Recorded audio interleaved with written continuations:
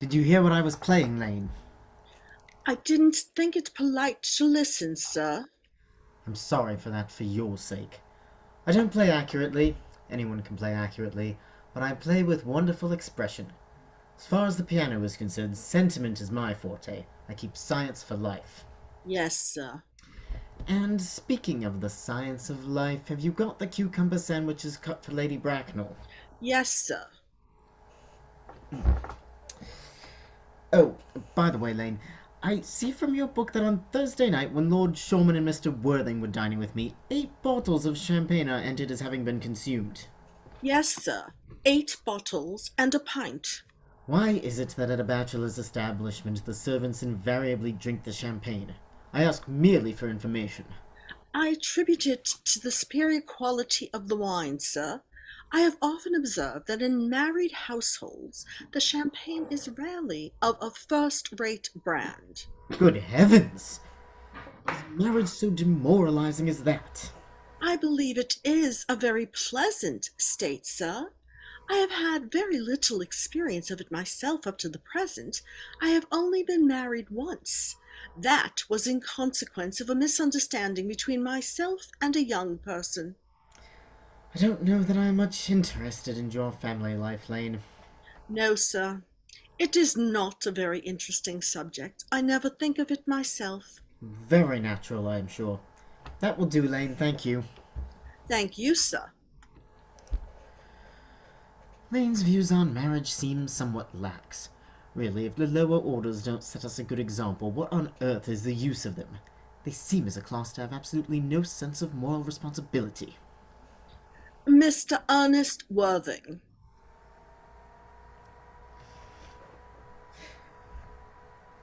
How are you, my dear Ernest? What brings you up to town? Oh, pleasure, pleasure. What else should bring one anywhere? Ah, eating as usual, I see, Algy. I believe it is customary in good society to take some slight refreshment at 5 o'clock. Where have you been since last Thursday? Ah, in the country. What on earth do you do there? Now, when one is in town, one amuses oneself.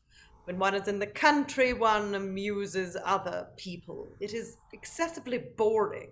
And who are the people you amuse? Oh, neighbours, neighbours. Got nice neighbours in your part of Shropshire. They're perfectly horrid. Never speak to one of them. Now immensely you must amuse them. By the way, Shropshire is your country, is it not? Hey, Shropshire, yes, of course. Hello, why all these cups? Why cucumber sandwiches? Why such reckless extravagance in one so young?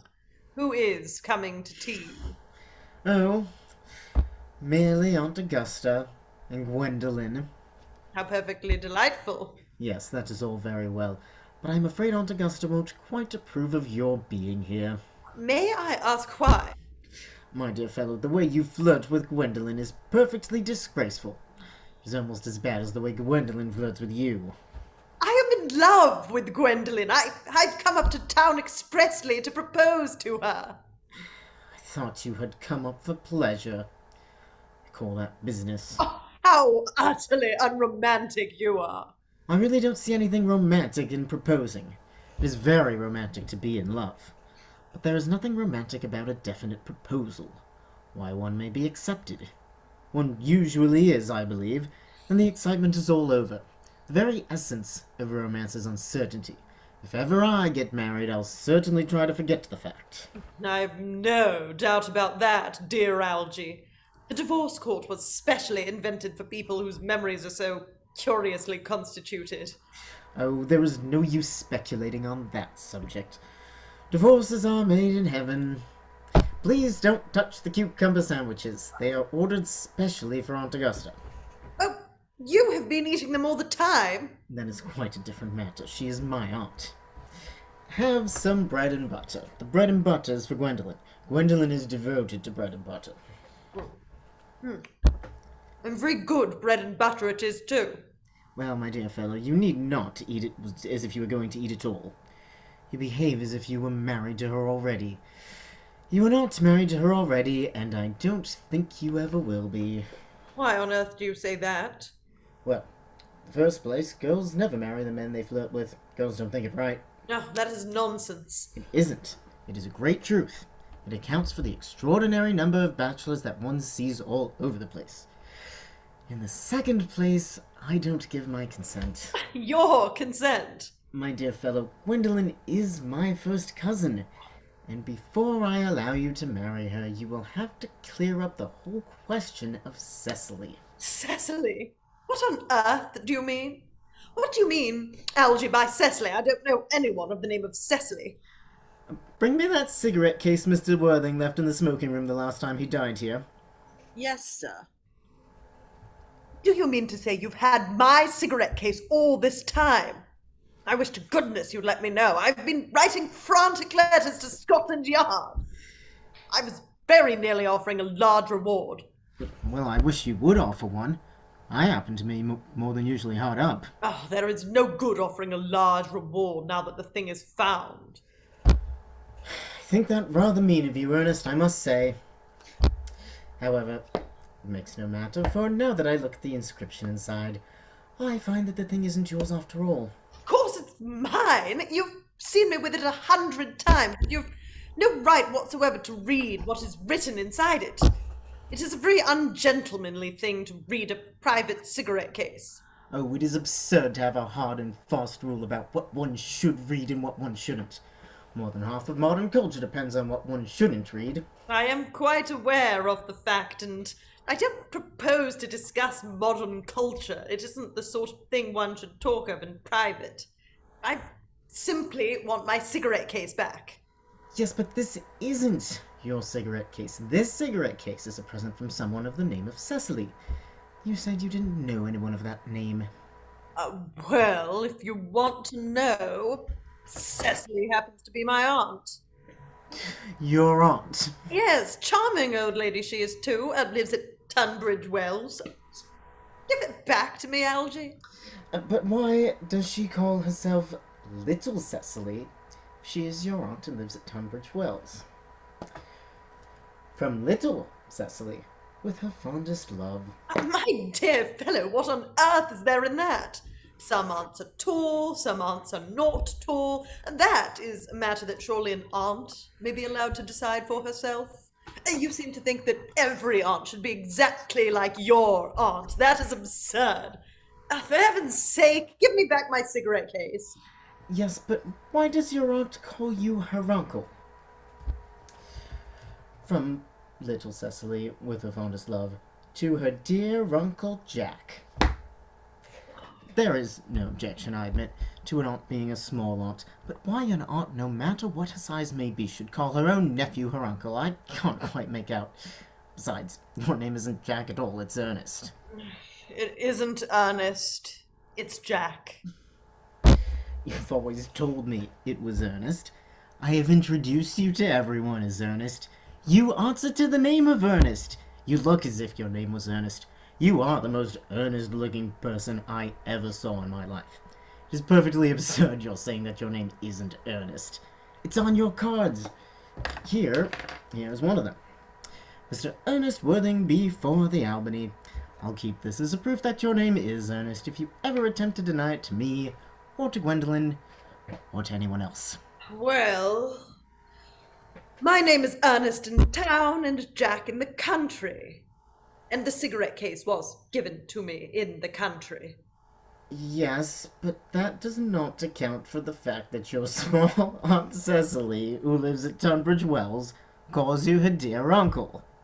Come, old boy, you would much better have the whole thing out at once. My dear Algy, you talk exactly as if you were a dentist. It is very vulgar to talk like a dentist when one isn't a dentist. It produces a false impression.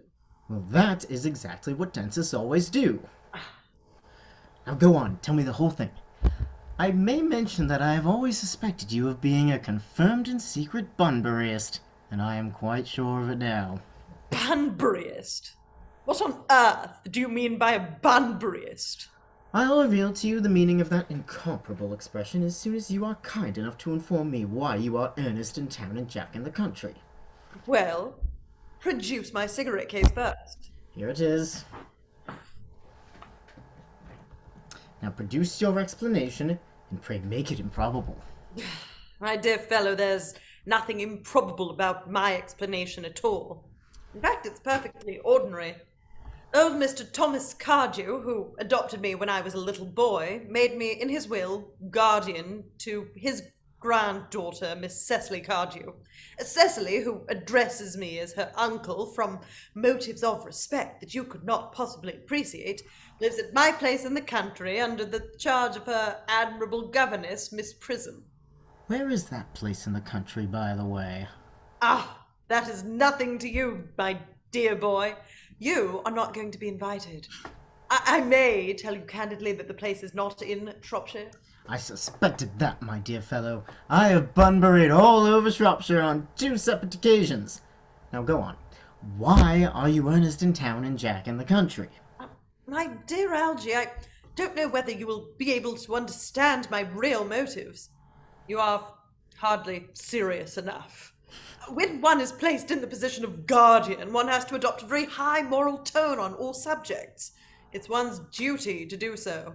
And as a high moral tone can hardly be said to conduce very much to either one's health or one's happiness, in order to get up to town, I have always pretended to have a younger brother of the name of Earnest, who lives in the Albany and gets into the most dreadful scrapes. That, my dear Algy, is the whole truth, pure and simple. Truth is rarely pure and never simple. Modern life would be very tedious if it were either. Modern literature, a complete impossibility. That wouldn't be at all a bad thing. Literary criticism is not your forte, my dear fellow. Don't try it. You should leave that to people who haven't been at a university. They do it so well in the daily papers. What you really are is a Bunburyist. I was quite right in saying that you were a Bunburyist. You are one of the most advanced Bunburyists I know. What on earth do you mean? You have invented a very useful younger brother called Earnest, in order that you may be able to come up to town as often as you like. I have invented an invaluable permanent invalid called Bunbury, in order that I may be able to go down into the country whenever I choose. Bunbury is perfectly invaluable.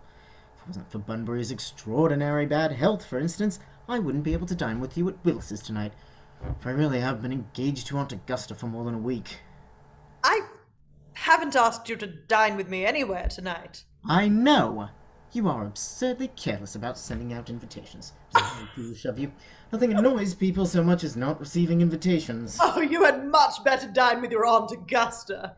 I haven't the smallest intention of doing anything of the kind. To begin with, I dine there on Monday, and once a week is quite enough to dine with one's own relations. In the second place, whenever I do dine there, I am always treated as a member of the family and sent down with either no woman at all or 2. In the third place, I know perfectly well with whom she will place me next to tonight. She will place me next to Mary Farquhar, who always flirts with her own husband across the dinner table. That is not very pleasant. Indeed, it is not even decent. That sort of thing is enormously on the increase. The amount of women in London who flirt with their own husbands is perfectly scandalous. It looks so bad. Simply washing one's clean linen in public. Now that I know you to be a confirmed Bunburyist, I naturally want to talk to you about Bunburying. I want to tell you the rules. I'm not a Bunburyist at all. If Gwendolen accepts me, I'm going to kill my brother. Indeed, I think I'll kill him in any case. Cecily is a little too much interested in him. It is rather a bore. So, I'm going to get rid of Earnest, and I strongly advise you to do the same with with your invalid friend who has the absurd name. Nothing will induce me to part with Bunbury. And if you ever get married, which seems to me extremely problematic, you will be very glad to know Bunbury. Man who marries without knowing Bunbury has a very tedious time of it. That is nonsense. If I marry a charming girl like Gwendolen, and she is the only girl I ever saw in my life that I would marry, I certainly won't want to know Bunbury. And your wife will. But you don't seem to realize that in married life 3 is company and 2 is none. Oh, that, my dear young friend, is the theory that the corrupt French drama has been propounding for the last 50 years. Yes, and that the happy English home is proved in half the time. Oh, for heaven's sake, don't try to be cynical. It's perfectly easy to be cynical. My dear fellow, it isn't easy to be anything nowadays. The Such a lot of beastly competition about. Ah, that must be Aunt Augusta. Only relatives or creditors ever ring in that Wagnerian manner. Now, if I get her out of the way for 10 minutes so that you can have an opportunity for proposing to Gwendolyn, may I dine with you at Willis's tonight? I suppose so, if you want to. Yes, but you must be serious about it. I hate people who are not serious about meals. It is so shallow of them. Lady Bracknell and Miss Fairfax.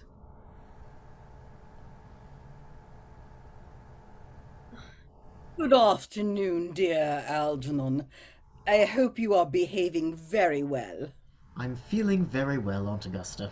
That's not quite the same thing. In fact, the two things rarely go together. Dear me, you are smart. I am always smart. Am I not, Mr. Worthing? Oh, quite perfect, Miss Fairfax. Oh, I hope I am not that.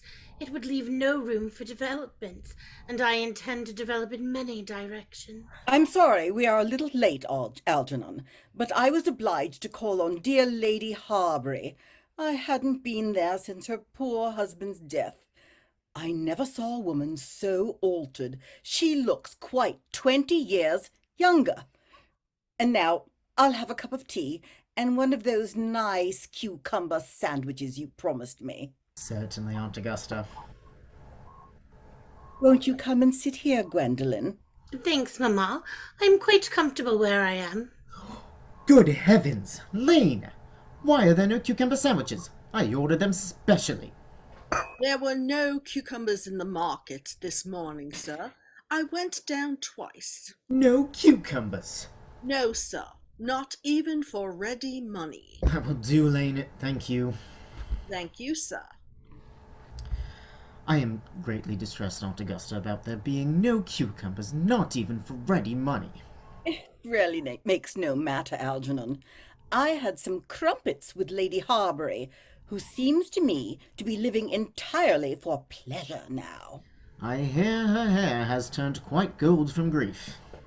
It certainly has changed its colour, from what cause I, of course, cannot say.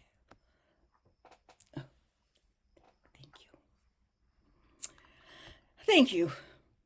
I've got quite a treat for you tonight, Algernon. I'm going to send you down with Mary Farquhar. She is such a nice woman and so attentive to her husband. It's delightful to watch them. I am afraid, Aunt Augusta, I shall have to give up the pleasure of dining with you tonight after all. I hope not, Algernon. It would put my table completely out. Your uncle would have to dine upstairs. Fortunately, he is accustomed to that. It is a great bore, and I need hardly say a terrible disappointment to me. The fact is, I have just had a telegram to say that my poor friend Bunbury is very ill again. They seem to think I should be with him. It is very strange this Mr. Bunbury seems to suffer from curiously bad health. Yes, poor Bunbury is a dreadful invalid. Well, I must say, Algernon, that I think it is high time that Mr. Bunbury made up his mind whether he was going to live or to die. This shilly-shallying with the question is absurd, nor do I in any way approve of the modern sympathy with invalids. I consider it morbid. Illness of any kind is hardly a thing to be encouraged in others. Health is the primary duty of life. I'm always telling that to your poor uncle, but he never seems to take much notice as far as any improvement in his ailment goes. I should be much obliged if you would ask Mr. Bunbury from me to be kind enough not to have a relapse on Saturday, for I rely on you to arrange my music for me. It is my last reception. One wants something that will encourage conversation, particularly at the end of the season when everyone has practically said whatever they had to say, which in most cases was probably not much. I'll speak to Bunbury, Aunt Augusta, if he is still conscious, and I think I can promise you he'll be all right by Saturday. Of course, the music is a great difficulty. You see, if one plays good music, people don't listen. If one plays bad music, people don't talk. But I'll run over the program I've drawn out if you will kindly come into the next room for a moment. Thank you, Algernon. It is very thoughtful of you. I'm sure the program will be delightful after a few expurgations. French songs I cannot possibly allow. People always seem to think that they are improper, and either look shocked, which is vulgar, or laugh, which is worse. But German sounds a thoroughly respectable language, and indeed I believe is so. Gwendolen, you will accompany me? Certainly, Mamma. Charming day it has been, Miss Fairfax. Pray don't talk to me about the weather, Mr. Worthing. Whenever people talk to me about the weather, I always feel quite certain they mean something else, and that makes me so nervous. I do mean something else. I thought so. In fact, I am never wrong. And I would like to be allowed to take advantage of Lady Bracknell's temporary absence. I would certainly advise you to do so. Mamma has a way of coming back suddenly into a room that I've often had to speak to her about. Miss Fairfax, ever since I met you, I have admired you more than any girl I have ever met since I met you. Yes, I'm quite well aware of the fact, and I often wish that in public, at any rate, you had been more demonstrative. For me, you have always had an irresistible fascination. Even before I met you, I was far from indifferent to you. We live, as you know, Mr. Worthing, in an age of ideals. The fact is constantly mentioned in the more expensive monthly magazines, and has reached the provincial pulpits, I am told. And my ideal has always been to love someone of the name of Earnest. There is something in that name that inspires absolute confidence. The moment Algernon first mentioned to me that he had a friend called Earnest, I knew I was destined to love you. You really love me, Gwendolen? Passionately.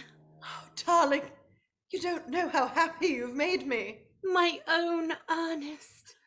But you don't really mean to say that you couldn't love me if my name wasn't Ernest. But your name is Earnest. Yes, I know it is, but supposing it was something else, do you mean to say you couldn't love me then? That is clearly a metaphysical speculation, and like most metaphysical speculations, has very little reference at all to the actual facts of real life as we know them. Personally, darling, to speak quite candidly, I don't much care about the name of Ernest. I don't think the name suits me at all. It suits you perfectly. It is a divine name. It has a music of its own. It produces vibration. Gwendolen, darling, I must be christened at once. I mean, we must get married at once. There is no time to be lost. Married, Mr. Worthing? Surely, you know that I love you, and you led me to believe, Miss Fairfax, that you were not entirely indifferent to me. I adore you, but you haven't proposed to me yet. Nothing has been said at all about marriage. The subject hasn't even been touched on. Well, may I propose to you now? I think it would be an admirable opportunity, and to spare you any possible disappointment, Mr. Worthing, I think it only fair to tell you quite frankly beforehand, I'm fully determined to accept you. Gwendolen! Yes, Mr. Worthing, what have you got to say to me? You know what I have got to say to you. Yes, but you don't say it. Oh, Gwendolen, will you marry me? Of course I will, darling. How long you have been about it! I am afraid you have had very little experience in how to propose. My own one. I've never loved anyone in the world but you. Yes, but men often propose for practice. I know my brother Gerald does. All my girlfriends tell me so. What wonderfully blue eyes you have, Ernest. They are quite blue. I hope you will always look at me just like that, especially when there are other people present. Mr. Worthing, rise, sir, from this semi-recumbent posture. It is most indecorous. Mamma, I must beg you to retire. This is no place for you. Besides, Mr. Worthing has not quite finished yet. Finished what, may I ask? I am engaged to Mr. Worthing, Mamma. Pardon me. You are not engaged to anyone. When you do become engaged to someone, I, or your father, should his health permit him, will inform you of the fact. An engagement should come on a young girl as a surprise, pleasant or unpleasant as the case may be. It is hardly a matter that she could be allowed to arrange for herself. And now I have a few questions to put to you, Mr. Worthing. While I am making these inquiries, you, Gwendolen, will wait for me below in the carriage. Mamma! In the carriage, Gwendolen.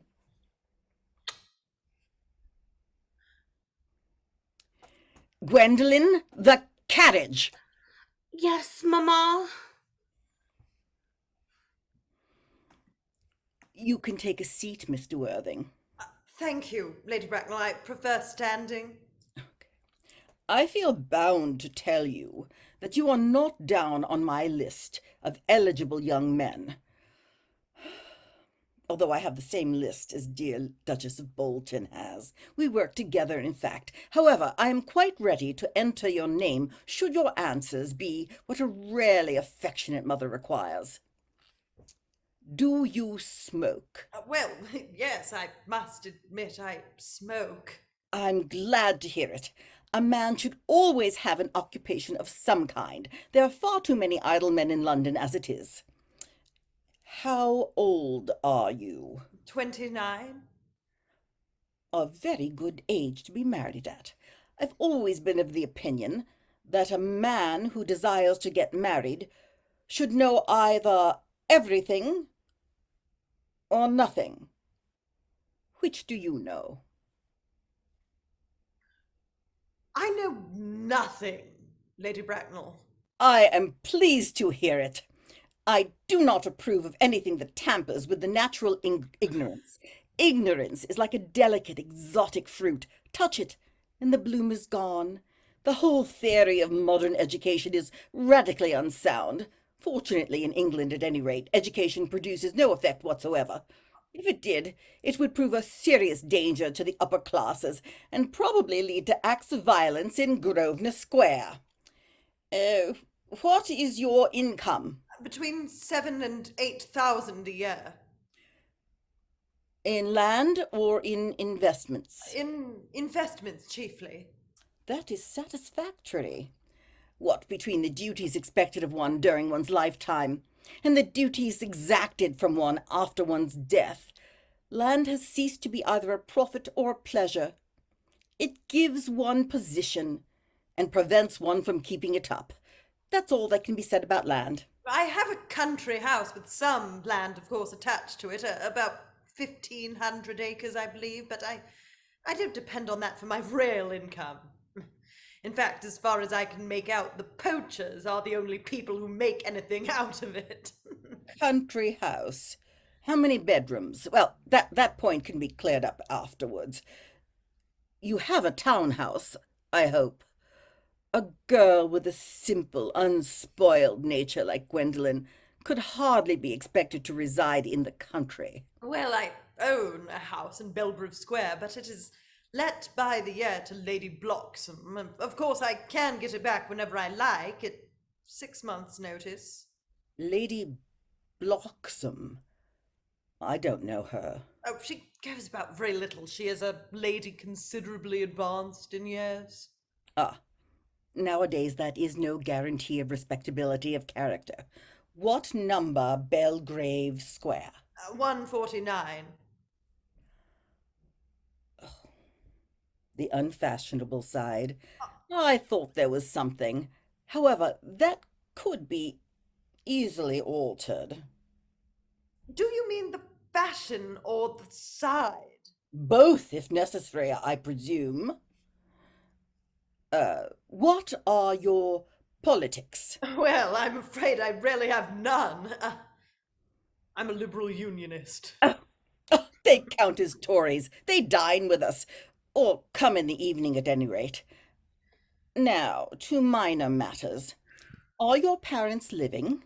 Oh, I've lost both my parents. To lose one parent, Mr. Worthing, may be regarded as a misfortune. To lose both looks like carelessness. Who was your father? He was evidently a man of some wealth. Was he born in what the radical papers call the purple of commerce, or did he rise from the ranks of the aristocracy? I'm afraid I really don't know. The fact is, Lady Bracknell, I said I had lost my parents. It would be nearer the truth to say that my parents seem to have lost me.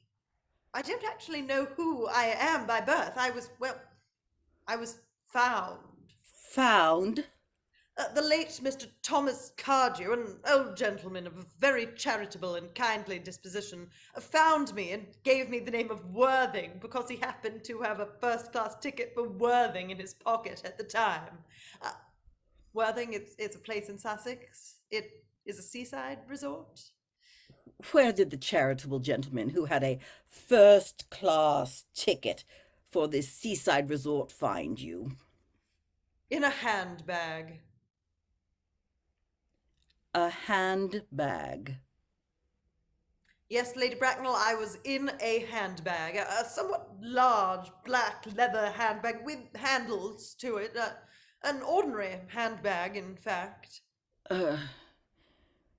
In what locality did this Mr. James, or Thomas Cardew come across this ordinary handbag?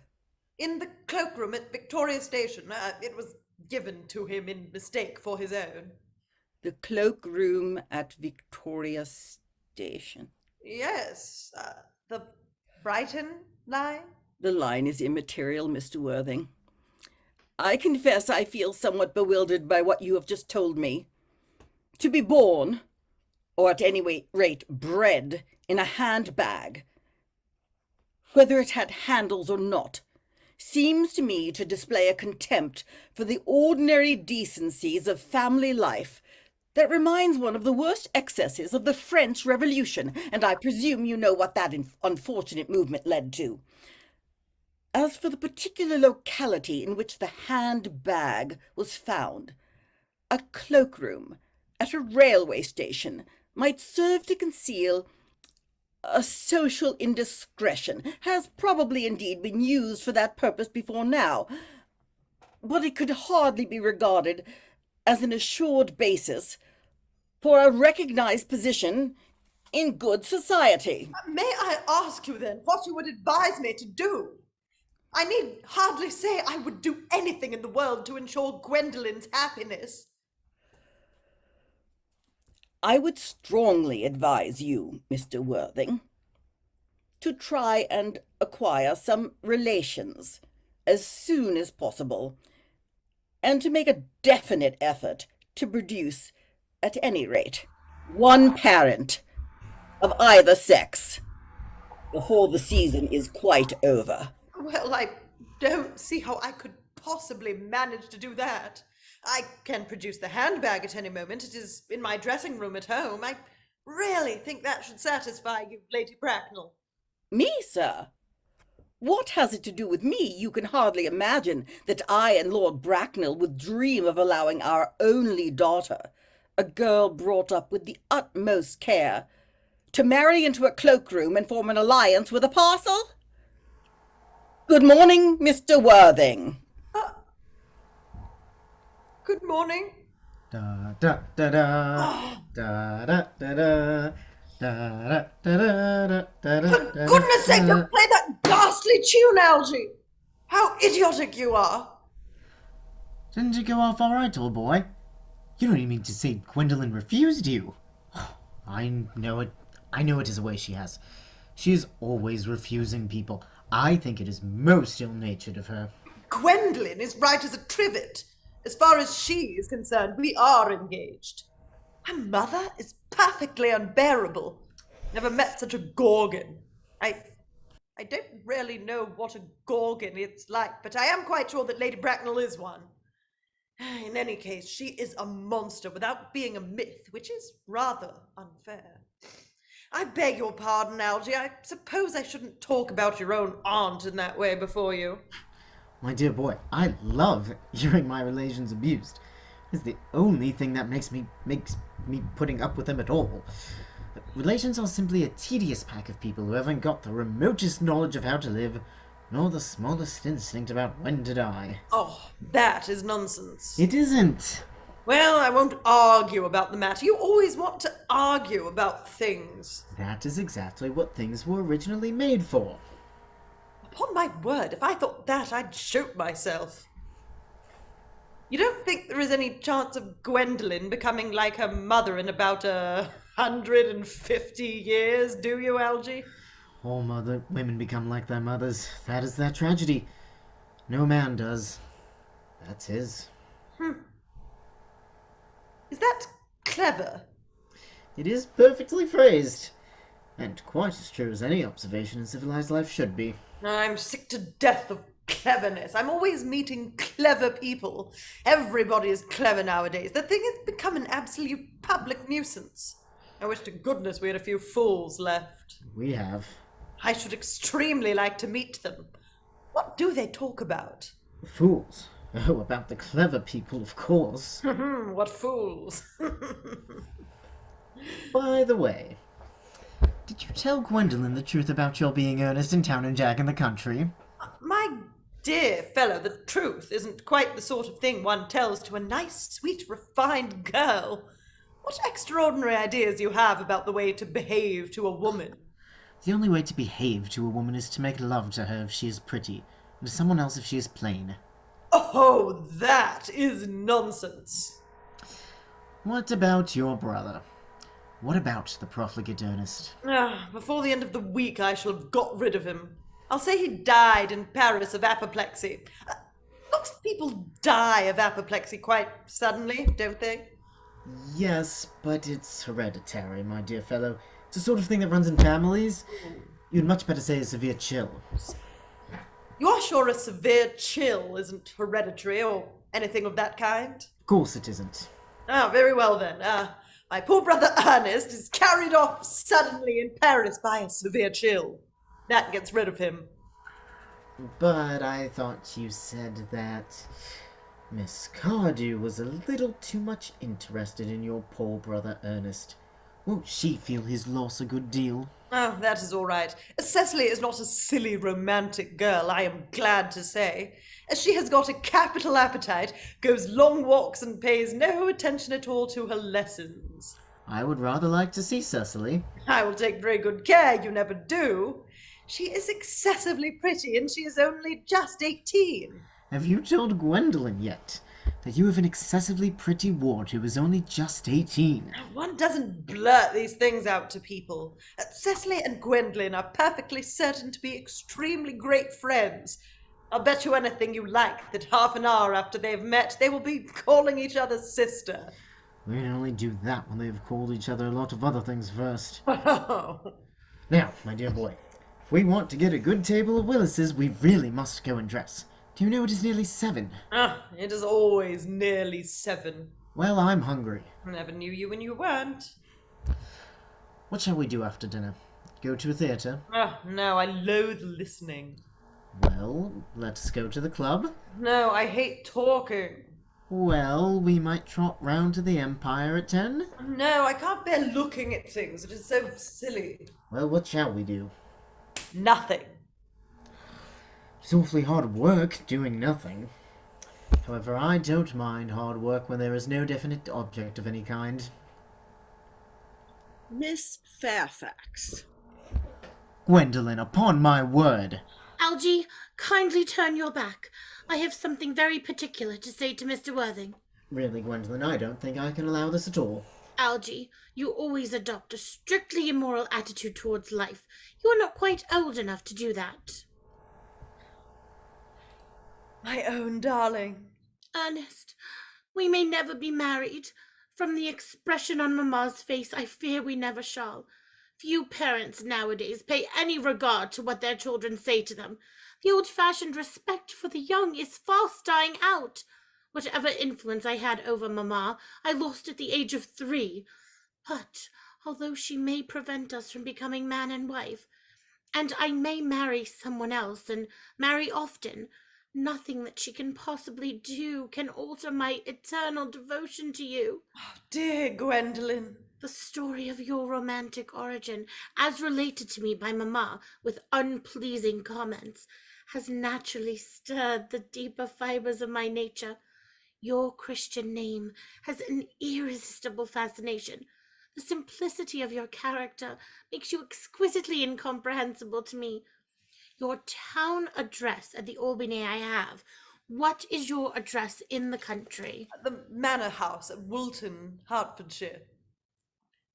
There is a good postal service, I suppose. It may be necessary to do something desperate. That, of course, will require some serious consideration. I will communicate with you daily. My own one. How long do you remain in town? Till Monday. Good. Algy, you may turn round now. Thanks, I've turned round already. You may also ring the bell. You will let me see you to your carriage, my own darling? Certainly. I will see Miss Fairfax out. Yes, sir. A glass of sherry, Lane. Yes, sir. Tomorrow, Lane, I'm going Bunburying. Yes, sir. Shall probably not be back till Monday. You can put up my dress clothes, my smoking jacket, and all the Bunbury suits. Yes, sir. I hope tomorrow will be a fine day, Lane. It never is, sir. Lane, you're a perfect pessimist. I do my best to give satisfaction, sir. There's a sensible, intellectual girl. The only girl I ever cared for in my life. What on earth are you so amused at? Oh, I'm a little anxious about poor Bunbury, that's all. Oh, if you don't take care, your friend Bunbury will get you into a serious scrape someday. I love scrapes, they're the only things that are never serious. Oh, that's nonsense, Algy. You never talk anything but nonsense. Nobody ever does.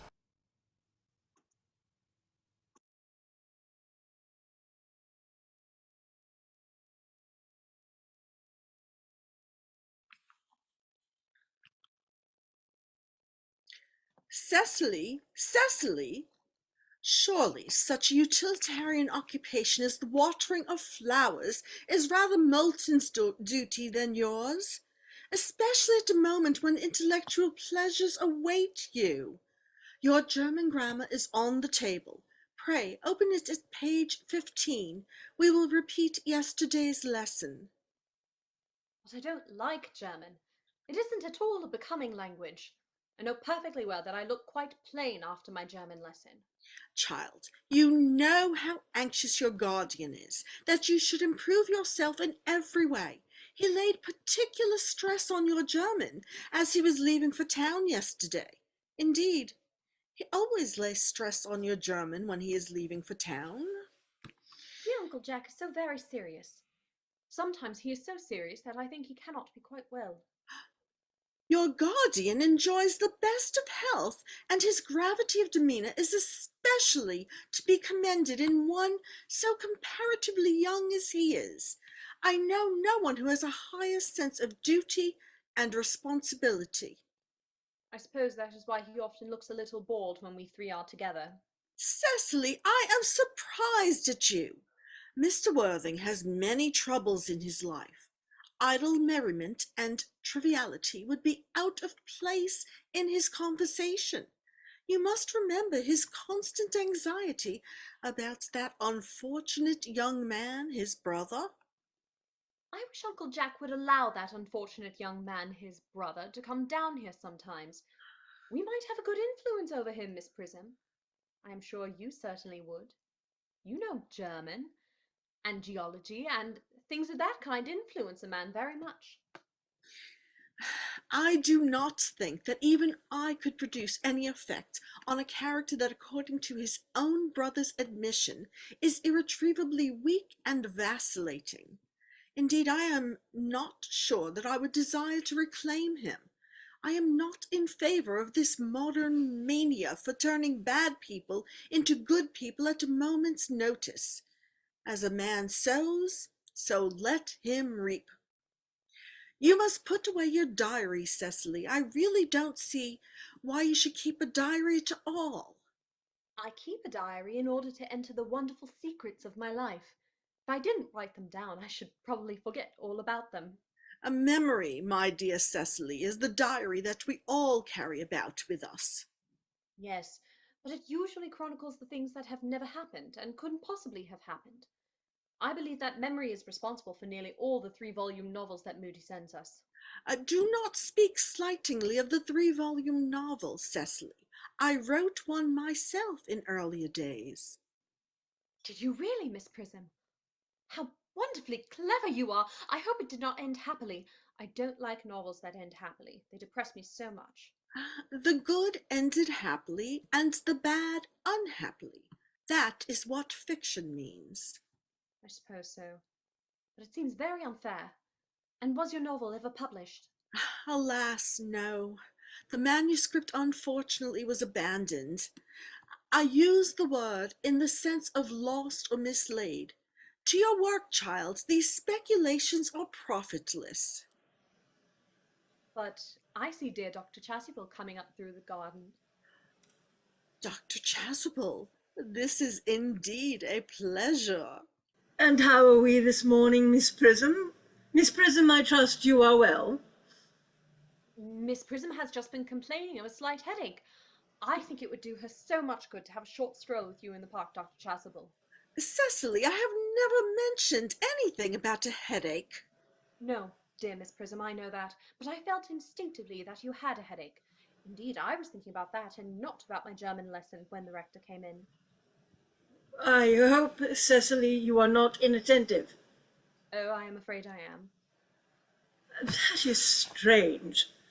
Were I fortunate enough to be Miss Prism's pupil, I would hang upon her lips. I spoke metaphorically. My metaphor was drawn from these. Mr. Worthing, I suppose, has not returned from town yet. We do not expect him till Monday afternoon.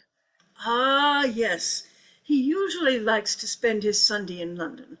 He's not one of those whose sole aim is enjoyment, as by all accounts that unfortunate young man, his brother, seems to be. But I must not disturb Egeria and her pupil any longer. Egeria? My name is Letitia, Doctor.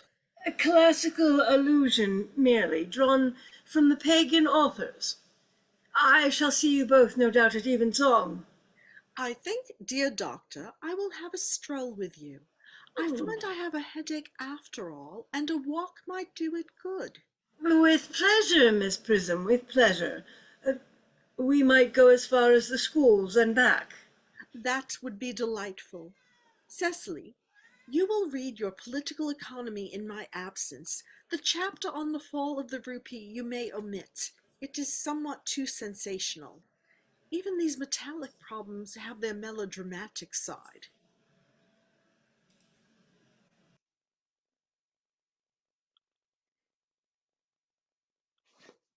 Horrid political economy. Horrid geography. Horrid German.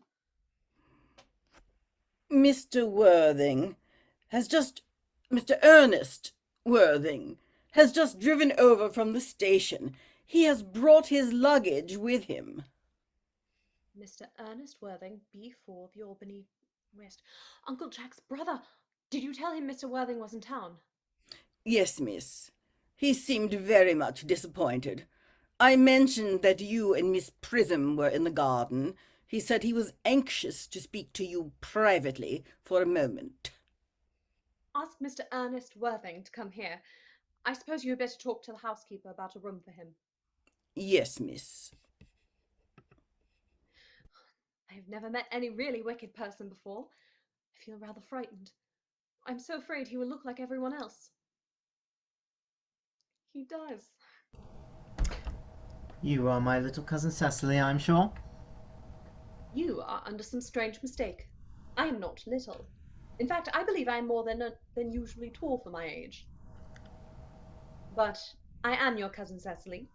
You, I see from your card, are Uncle Jack's brother, my cousin Ernest.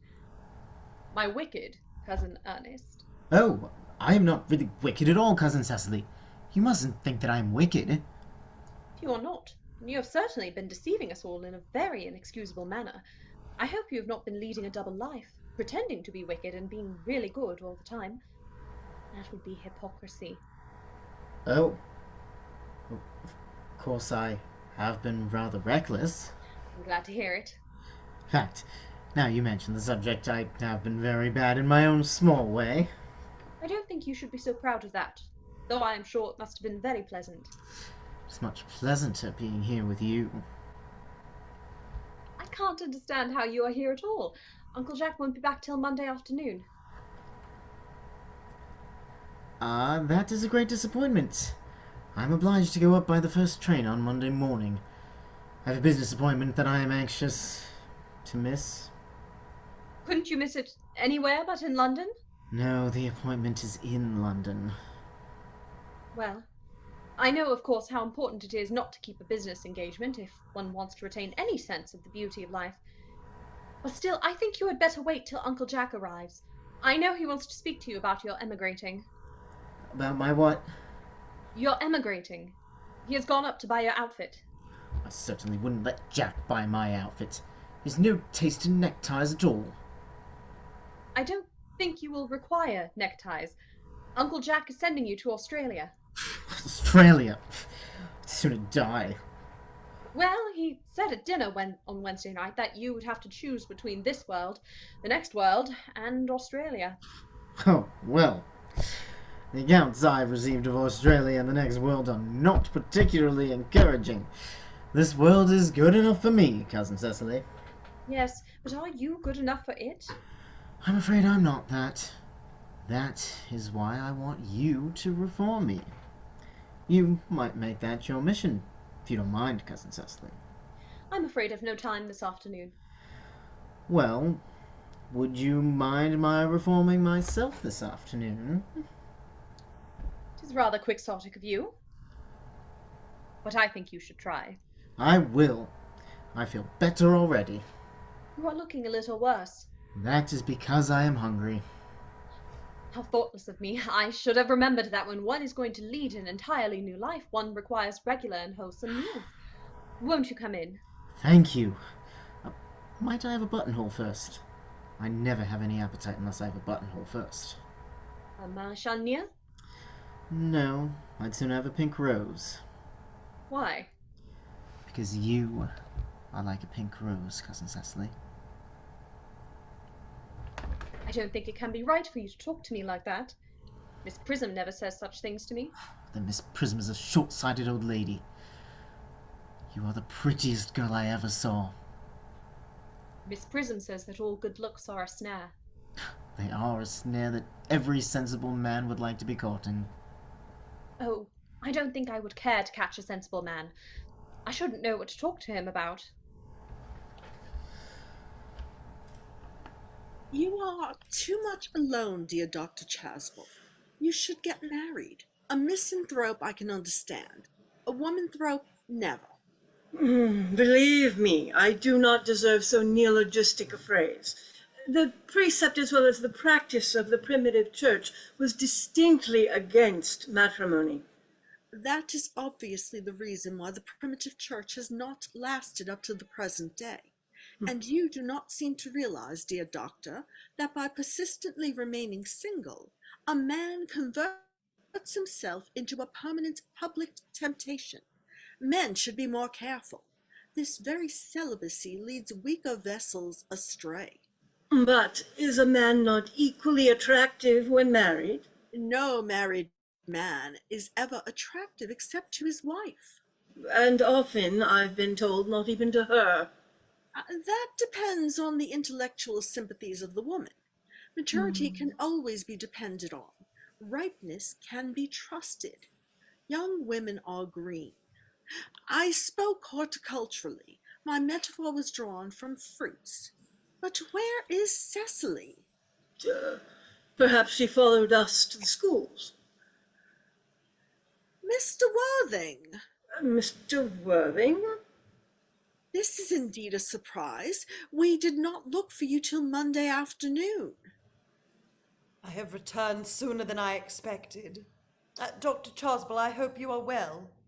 Dear Mr. Worthing, I trust this garb of woe does not betoken some terrible calamity. My brother.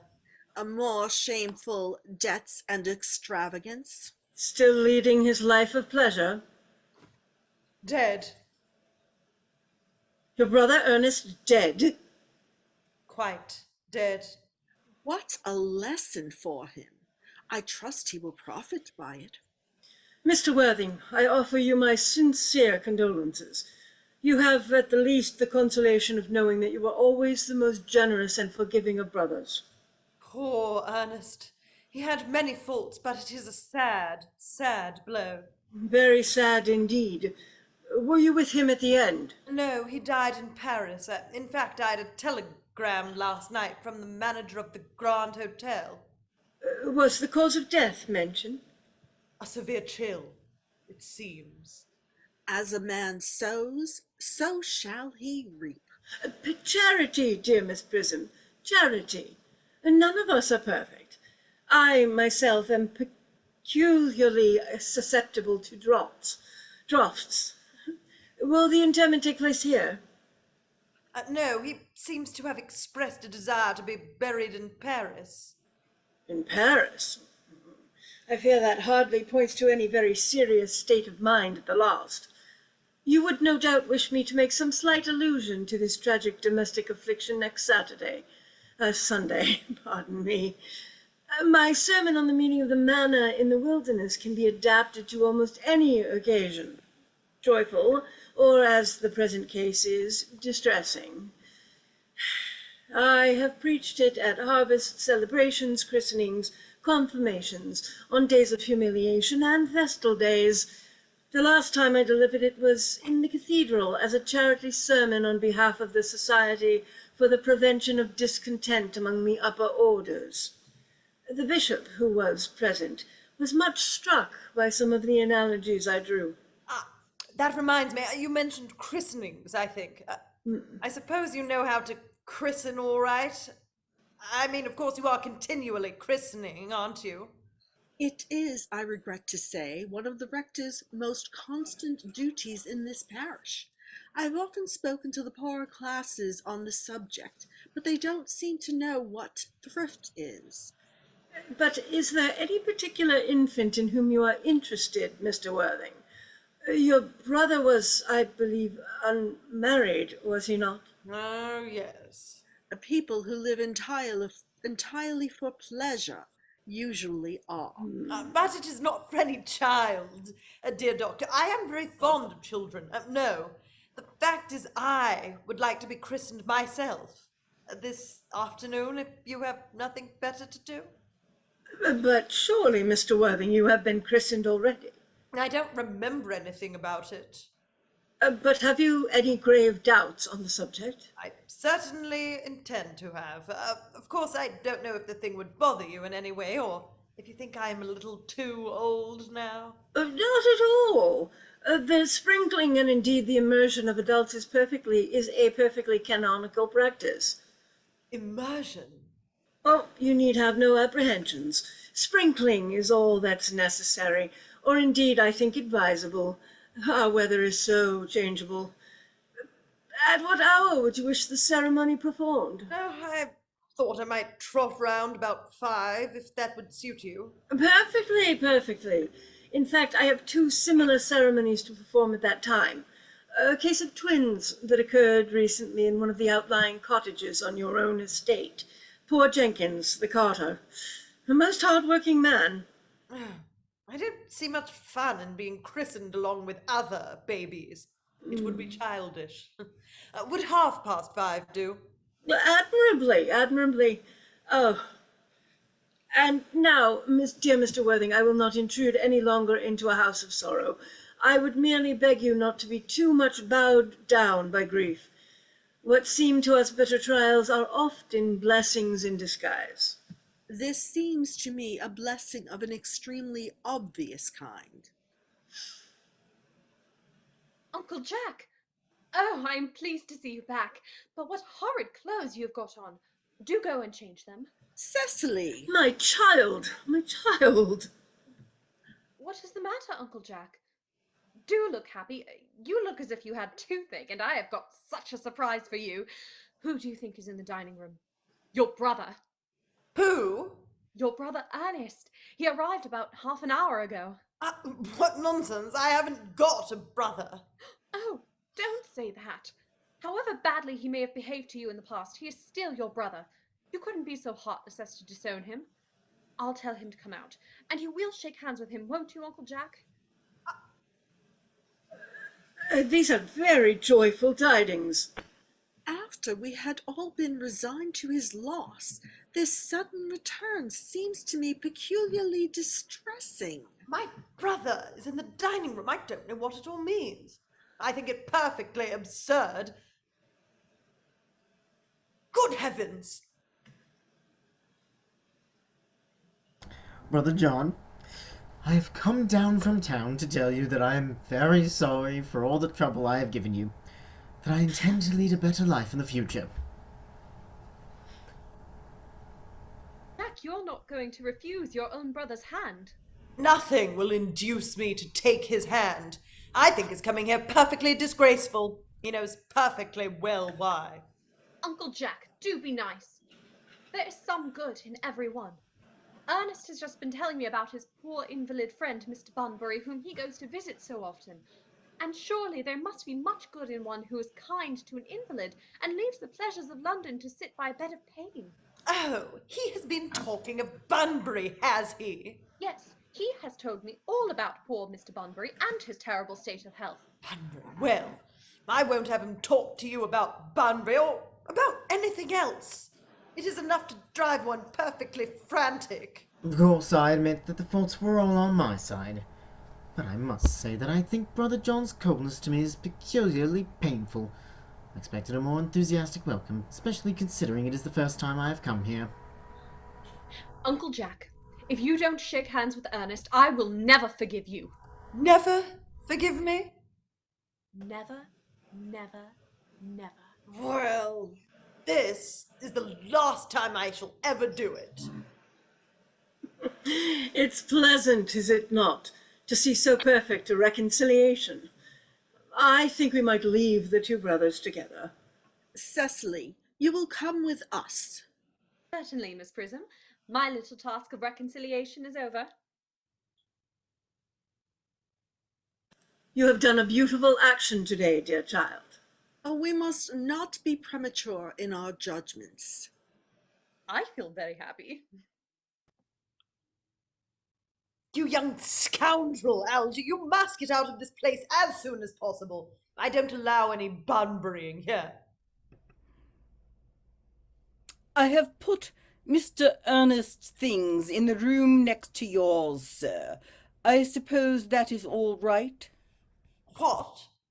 Mr. Ernest's luggage, sir. I have unpacked it and put it in the room next to your own. His luggage? Yes, sir. 3 portmanteaus, a dressing case, 2 hat boxes, and a large luncheon basket.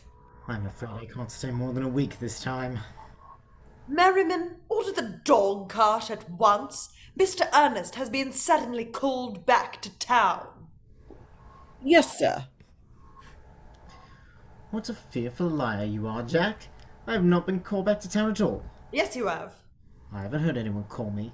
Your duty as a gentleman calls you back. My duty as a gentleman has never interfered with my pleasures in the smallest degree. I can quite understand that. Well, Cecily is a darling. You are not to talk of Miss Cardew like that. I don't like it. Yeah. Well, I don't like your clothes. You look perfectly ridiculous in them. Why on earth don't you go up and change? It's perfectly childish to be in deep mourning for a man who is actually staying for a whole week with you in your house as a guest. I call it grotesque. You are certainly not staying with me for a whole week as a guest or anything else. You have got to leave. By the 4:05 train. I certainly won't leave you so long as you are in mourning. Be most unfriendly. If I were in mourning, you would stay with me, I suppose.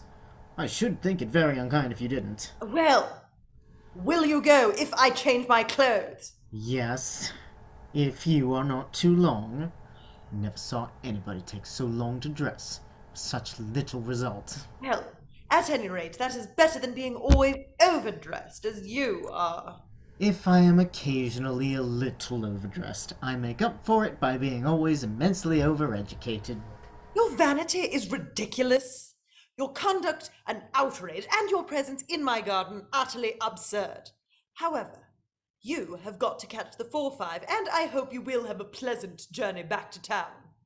This Bunburying, as you call it, has not been a great success for you. I think it has been a great success. I'm in love with Cecily, and that is everything. But I must see her before I go and make arrangements for another Bunbury. Ah, there she is. Oh, I merely came back to water the roses. I thought you were with Uncle Jack. He's gone to order the dog cart for me. Oh, is he going to take you for a nice drive? He's going to send me away. And have we got to part? I'm afraid so. It is a very painful parting. It is always painful to part from people whom one has known for a very brief space of time. The absence of old friends one can endure with equanimity, but even a momentary separation from anyone to whom one has just been introduced is almost unbearable. Thank you. The dog cart is at the door, sir. It can wait, Merriman, for 5 minutes. Yes, miss. I hope, Cecily, I shall not offend you if I state quite frankly and openly that you seem to me to be in every way the visible personification of absolute perfection. I think your frankness does you great credit, Ernest. If you will allow me, I will copy your remarks into my diary. Do you really keep a diary? I'd give anything to look at it. May I? Oh, no. You see, it is simply a very young girl's record of her own thoughts and impressions, and consequently meant for publication. When it appears in volume form, I hope you will order a copy. But pray, Ernest, don't stop. I delight in taking down from dictation. I have reached absolute perfection. You can go on. I am quite ready for more. Oh, don't cough, Ernest. When one is dictating, one should speak fluently and not cough. Besides, I don't know how to spell a cough. Cecily, ever since I first looked upon your wonderful and incomparable beauty, I have dared to love you wildly, passionately, devotedly, hopelessly. I don't think that you should tell me that you love me wildly, passionately, devotedly, hopelessly. Hopelessly doesn't seem to make much sense, does it? Cecily, The dog cart is waiting, sir. tell it to come round next week at the same hour. Yes, sir. Uncle Jack would be very much annoyed if he knew you were staying on till next week at the same hour. Oh, I don't care about Jack. I don't care for anybody in the whole world but you. I love you, Cecily. You will marry me, won't you? You silly boy. Of course. Why, we have been engaged for the last 3 months. For the last 3 months. Yes, it will be exactly 3 months on Thursday. But how did we become engaged? Well, ever since dear Uncle Jack first confessed to us that he had a younger brother who was very wicked and bad, you, of course, have formed the chief topic of conversation between myself and Miss Prism. And of course, a man who is much talked about is always very attractive. One feels there must be something in him after all. I dare say it was foolish of me, but I fell in love with you, Ernest. Darling! And when was the engagement actually settled? On the 14th of February last. Worn out by your entire ignorance of my existence, I determined to end the matter one way or the other, and after a long struggle with myself, I accepted you under this dear old tree here. The next day I bought this little ring in your name, and this the bangle with the true lover's knot I promised you always to wear. Did I give you this? It's very pretty, isn't it? Yes, you've wonderfully good taste, Ernest. It's the excuse I've always given for your leading such a bad life. And this is the box in which I keep all your dear letters. My letters! But, my own sweet Cecily, I've never written you any letters. You need hardly remind me of that, Ernest. I remember only too well that I was forced to write your letters for you. I wrote always 3 times a week, and sometimes oftener. Oh, do let me read them, Cecily. Oh, I couldn't possibly. They would make you far too conceited. The 3 you wrote me after I had broken off the engagement are so beautiful and so badly spelled that even now I can hardly read them without crying a little. But was our engagement ever broken off? Of course it was. On the 22nd of last March. You can see the entry if you like. Today, I broke off my engagement with Ernest. I feel it is better to do so. The weather still continues charming. But why on earth did you break it off? What had I done? I'd done nothing at all. Cecily, I am very much hurt indeed to hear you broke it off. Particularly when the weather was so charming. It would hardly have been a really serious engagement if it hadn't been broken off at least once. But I forgave you before the week was out. What a perfect angel you are, Cecily. You dear romantic boy. I hope your hair curls naturally, does it? Yes, darling. With a little help from others. I'm so glad. You'll never break off our engagement again, Cecily. I don't think I could break it off now that I have actually met you. Besides, of course, there's the question of your name. Yes, of course. You must not laugh at me, darling, but it had always been a girlish dream of mine to love someone whose name was Ernest. There's something in that name that seems to inspire absolute confidence. I pity any poor married woman whose husband is not called Ernest. But, my dear child, do you mean to say you could not love me if I had some other name? But what name? Oh, any name you like. Algernon, for instance. But I don't like the name of Algernon. Well, my own dear, sweet, loving little darling, I really can't see why you should object to the name of Algernon. It is not at all a bad name. In fact, it is a rather aristocratic name. Half of the chaps who can get into the bankruptcy court are called Algernon. But seriously, Cecily, if my name was Algie, couldn't you love me? I might respect you, Ernest. I might admire your character. But I feel that I should not be able to give you my undivided attention. Cecily, your rector here is, I suppose, thoroughly experienced in the practice of all the right ceremonials of the church. Oh, yes, Dr. Chasuble is a most learned man. He has never written a single book, so you can imagine how much he knows. I must see him at once on a most important christening. I mean, on most important business. Oh! I shan't be away more than half an hour.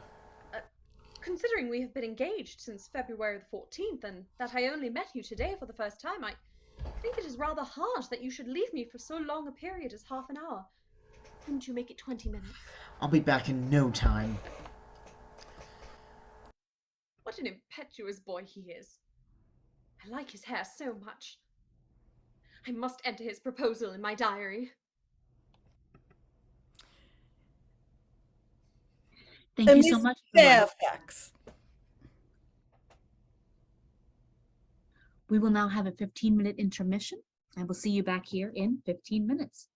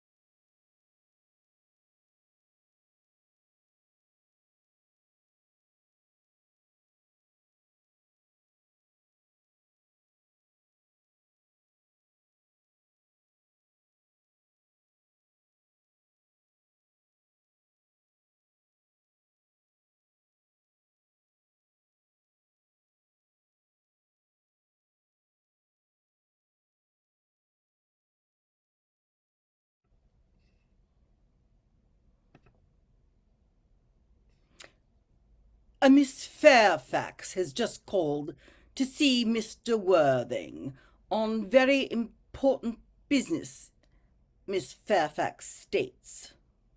Isn't Mr. Worthing in his library?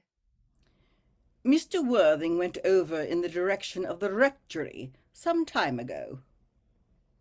Pray ask the lady to come out here. Mr. Worthing is sure to be back soon, and you can bring tea. Yes, miss. Miss Fairfax. I suppose one of the many good elderly women who are associated with Uncle Jack in some of his philanthropic work in London. I don't quite like women who are interested in philanthropic work. I think it is so forward of them.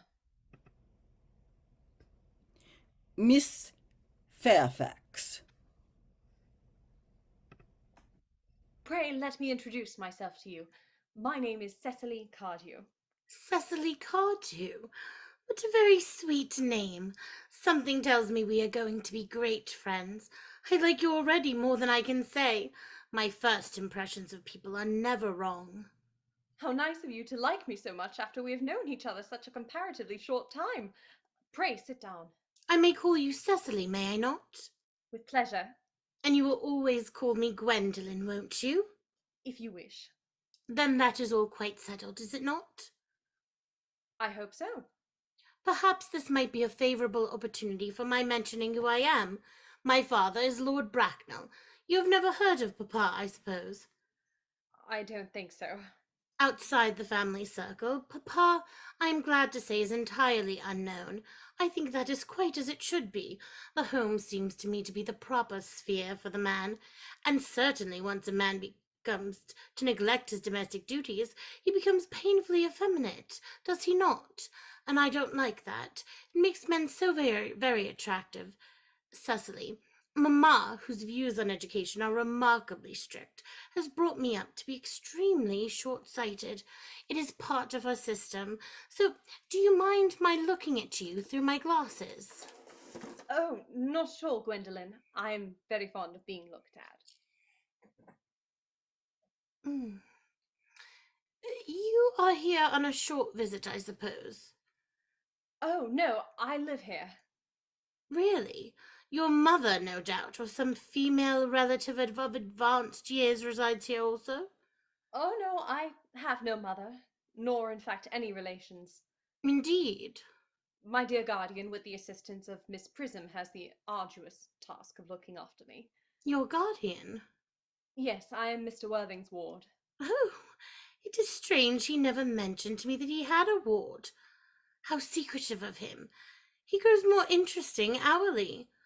I am not sure, however, that the news inspires me with feelings of unmixed delight. I am very fond of you, Cecily. I have liked you ever since I've met you.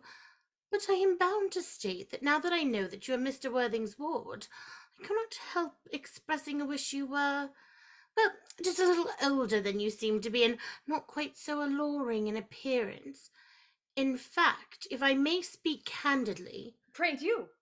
I think that whenever one has anything unpleasant to say, one should always be quite candid. Well, to speak with perfect candour, Cecily, I wish that you were fully 42 and more than usually plain for your age. Ernest has a strong, upright nature. He is the very soul of truth and honour. Disloyalty would be impossible to him as deception.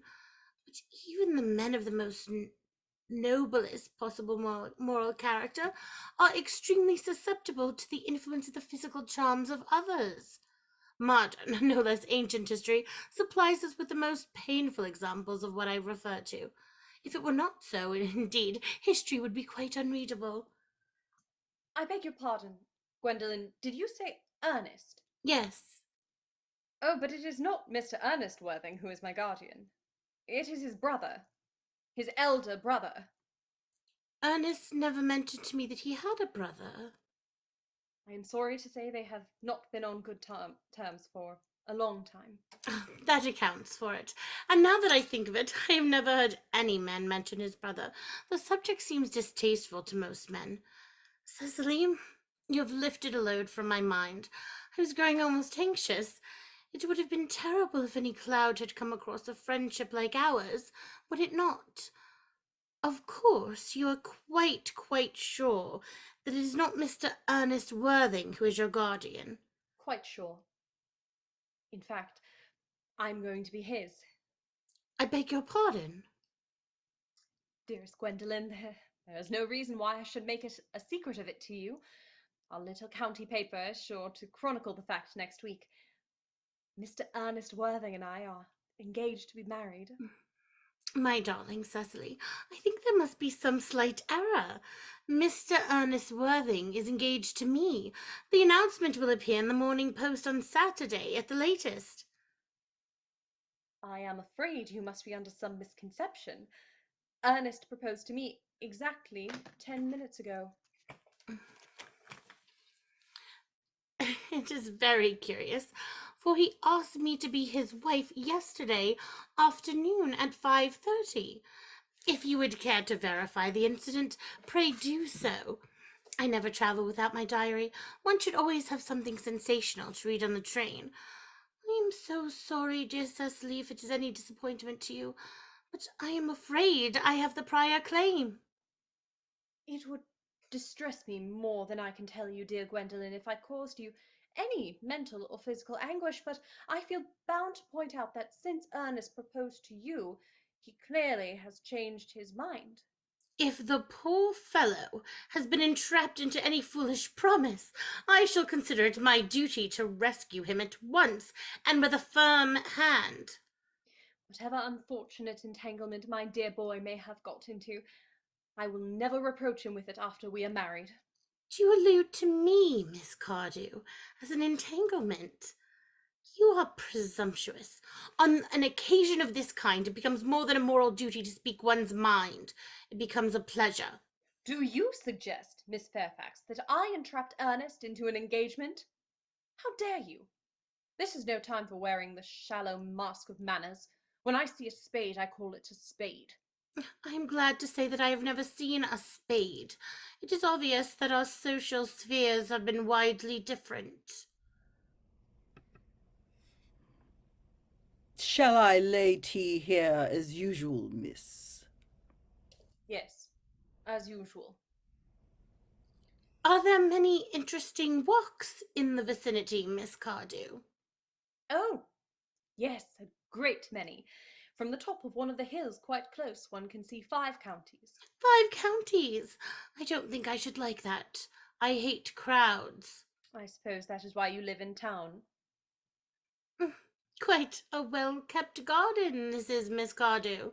So glad you like it, Miss Fairfax. I had no idea there were any flowers in the country. Oh, flowers are as common here, Miss Fairfax, as people are in London. Personally, I cannot understand how anybody manages to exist in the country, if anybody who is anybody does. The country always bores me to death. Ah, this is what the newspapers call agricultural depression, is it not? I believe the aristocracy are suffering very much from it at present. It is almost an epidemic amongst them, I have been told. May I offer you some tea, Miss Fairfax? Thank you. Detestable girl, but I require tea. Sugar? No, thank you. Sugar is not fashionable anymore. Cake or bread and butter? Bread and butter, please. Cake is rarely seen at the best houses nowadays. Hand that to Miss Fairfax.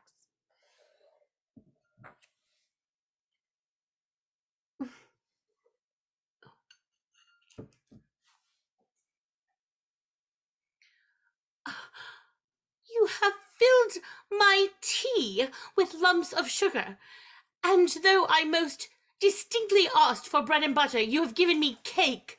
I am known for the gentleness of my disposition and the extraordinary sweetness of my nature, but I warn you, Miss Cardew, you may go too far. To save my poor, innocent, trusting boy from the machinations of any other girl, there are no lengths to which I would not go. From the moment I saw you, I distrusted you. I felt that you were false and deceitful, and I am never deceived in such matters. My first impressions of people are invariably right. It seems to me, Miss Fairfax, that I am trespassing on your valuable time. No doubt you have many other calls of a similar character to make in the neighbourhood. Ernest, my own Ernest. Gwendolen, darling! A moment. May I ask if you are engaged to be married to this young lady? Dear little Cecily, of course not. What could have put such an idea into your pretty little head? Thank you. You may. I knew there must be some misunderstanding. Miss Fairfax, the gentleman whose arm is at present round your waist is my guardian, Mr. John Worthing. I beg your pardon. This is Uncle Jack. Jack! Oh!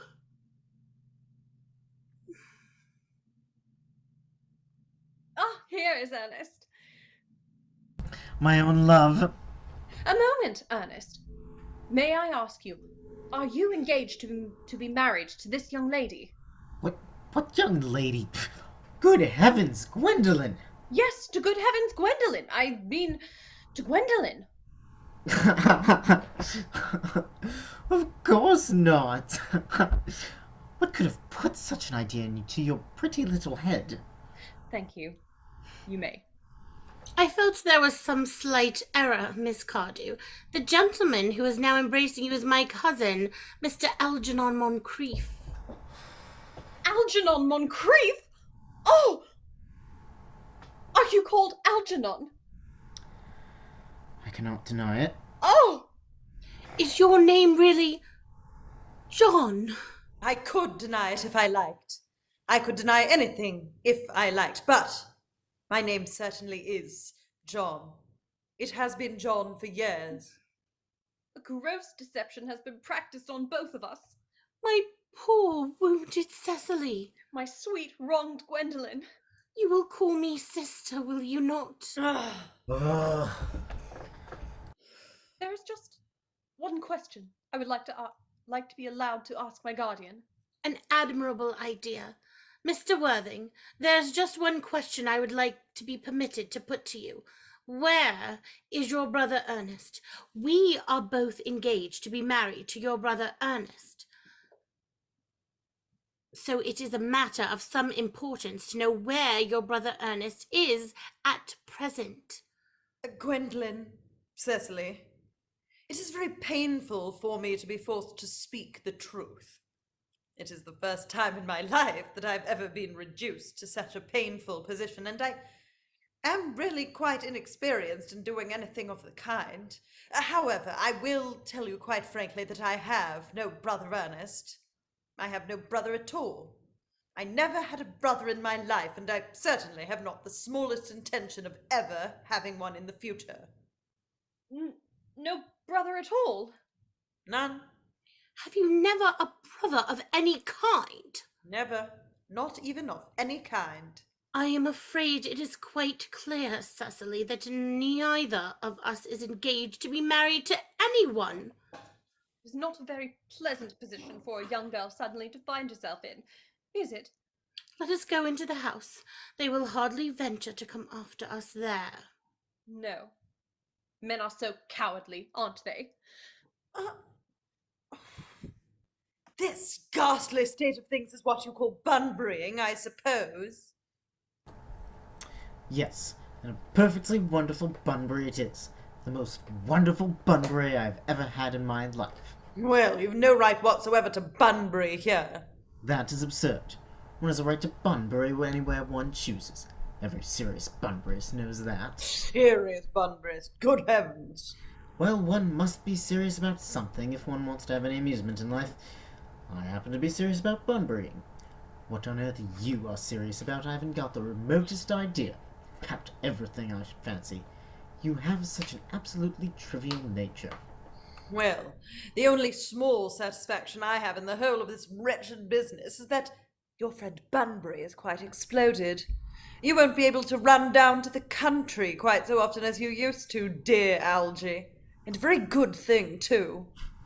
Your brother is a little off colour, isn't he, dear Jack? You won't be able to disappear to London quite so frequently as your wicked custom was. Not a bad thing either. As for your conduct towards Miss Cardew, I must say that your taking in a sweet, simple, innocent girl like that is quite inexcusable, to say nothing of the fact that she is my ward. I can see no possible defense at all for your deceiving a brilliant, clever, thoroughly experienced young lady like Miss Fairfax. To say nothing of the fact that she is my cousin.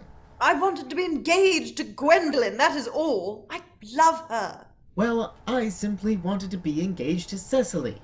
I adore her. There is certainly no chance of your marrying Miss Cardew. I don't think there is much likelihood, Jack, of you and Miss Fairfax being united. But that is no business of yours.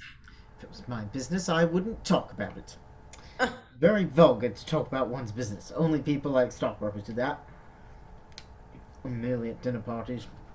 How can you sit there calmly eating muffins when we are in this horrible trouble I can't make out? You seem to me to be perfectly heartless. Well, I can't eat muffins in an agitated manner.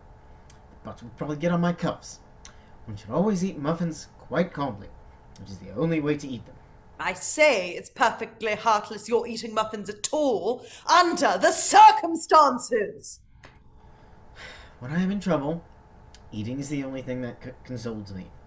Indeed, when I am really in great trouble, as anyone who knows me intimately will tell you, I refuse everything except food and drink. At the present moment, I am eating muffins because I am unhappy. Besides, I am particularly fond of muffins. That is no reason why you should eat them all in that greedy way. I wish you would have tea cake instead. I don't like tea cake. Good heavens, I suppose a man may eat his own muffins in his own garden. But you have just said it was perfectly heartless to eat muffins. I said it was perfectly heartless of you under the circumstances. That is a very different thing. That may be, but the muffins are the same. Algy, I wish to goodness you'd go.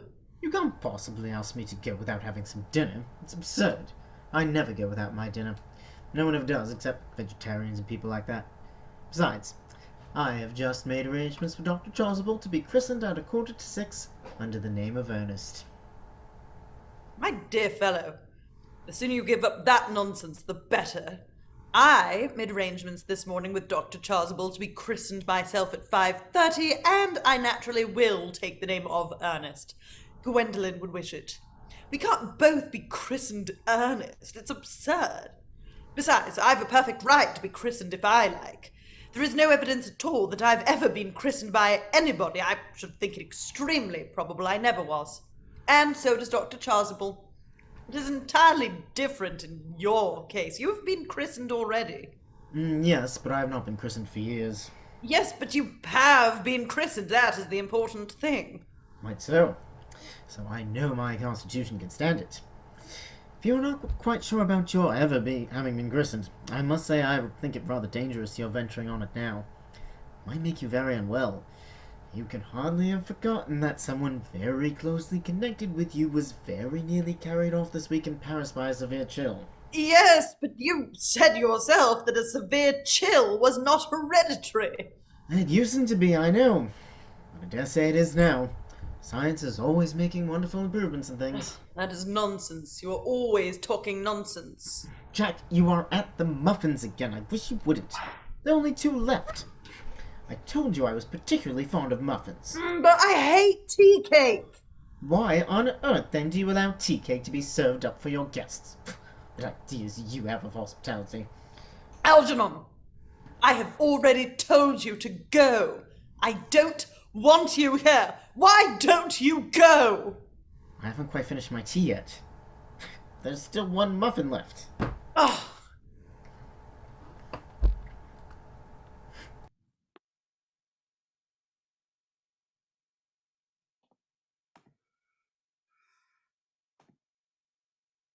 The fact that they did not follow us into the house, as anyone else would have done, seems to me to show they have some sense of shame left.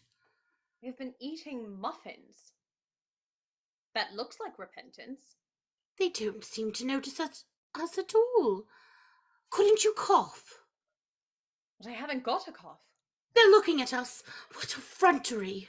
They're approaching. That's very forward of them. Let us preserve a dignified silence. Certainly. It's the only thing to do now.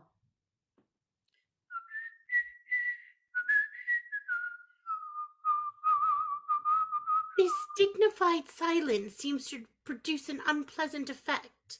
Most distasteful one. But we will not be the first to speak. Certainly not. Mr. Worthing, I have something very particular to ask you. Much depends on your reply. Gwendolen, your common sense is invaluable. Mr. Moncrief, kindly answer me the following question. Why did you pretend to be my guardian's brother?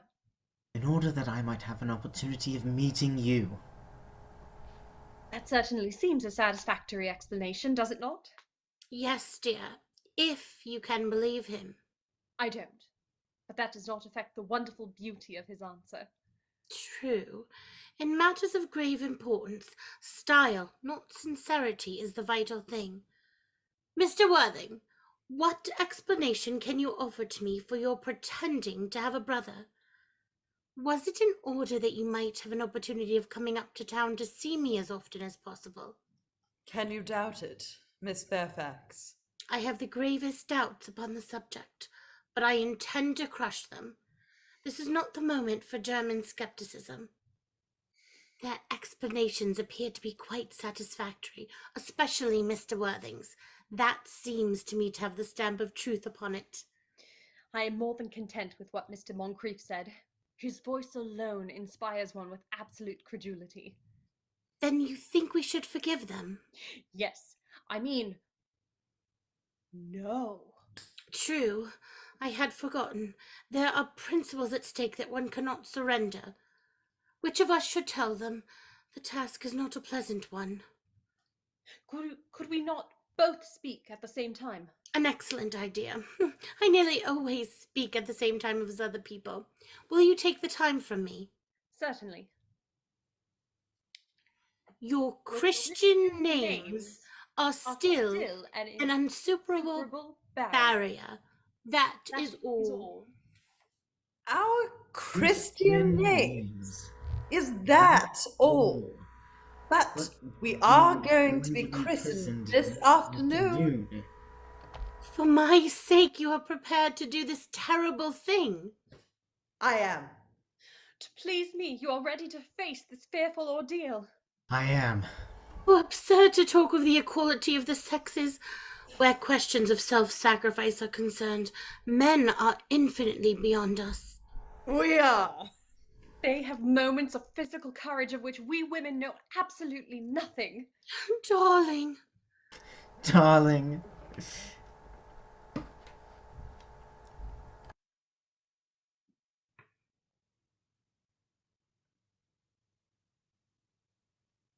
The only thing that could possibly spoil this moment of happiness would be if Lady Bracknell arrived, I believe.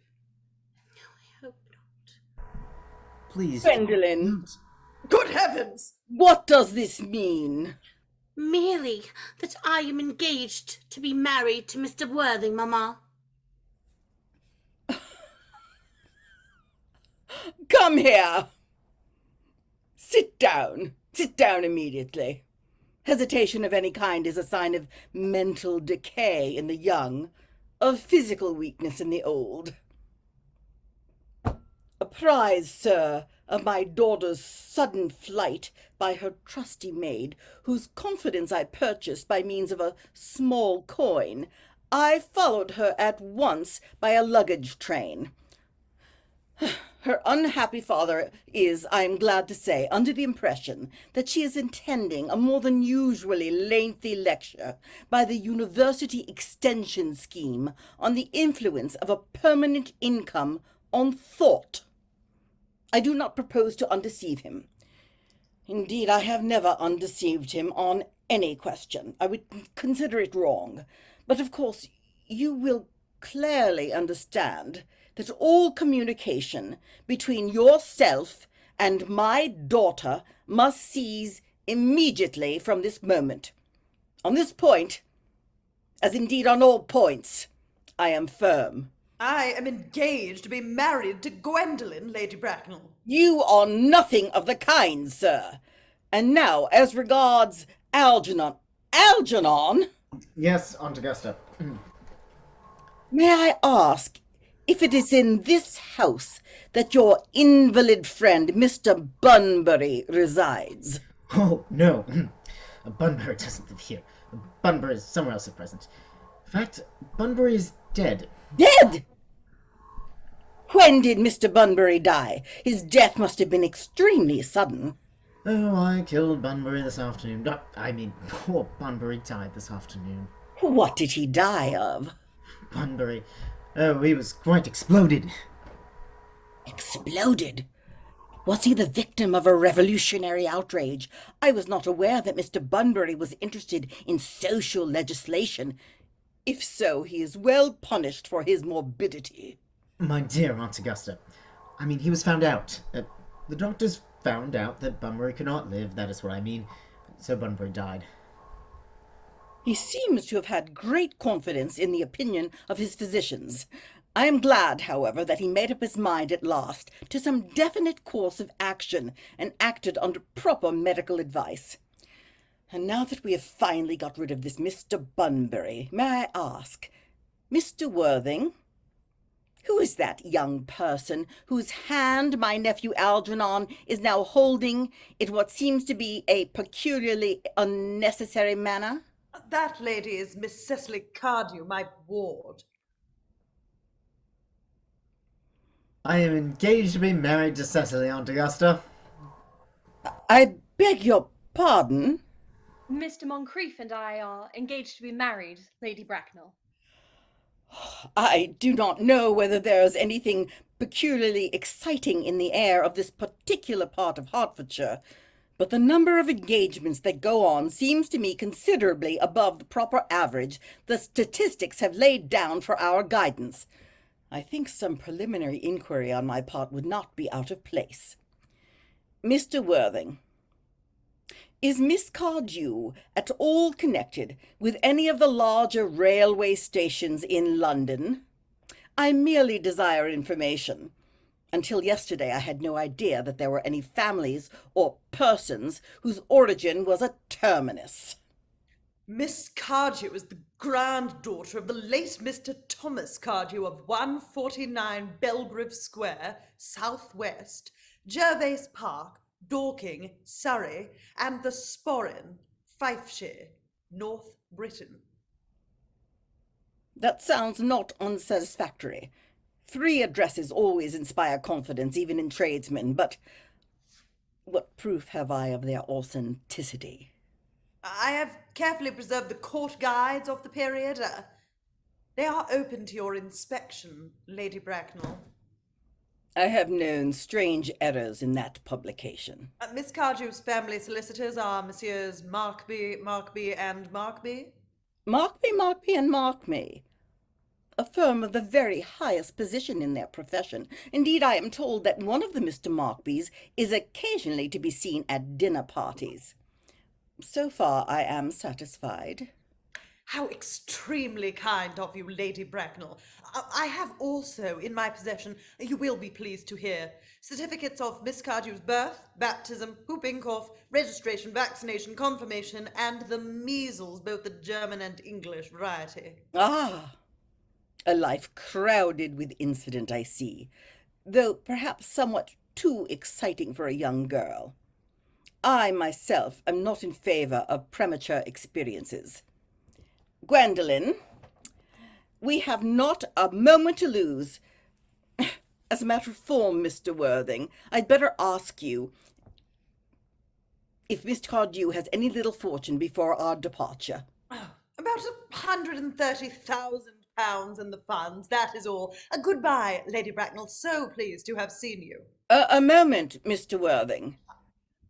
£130,000. And in the funds.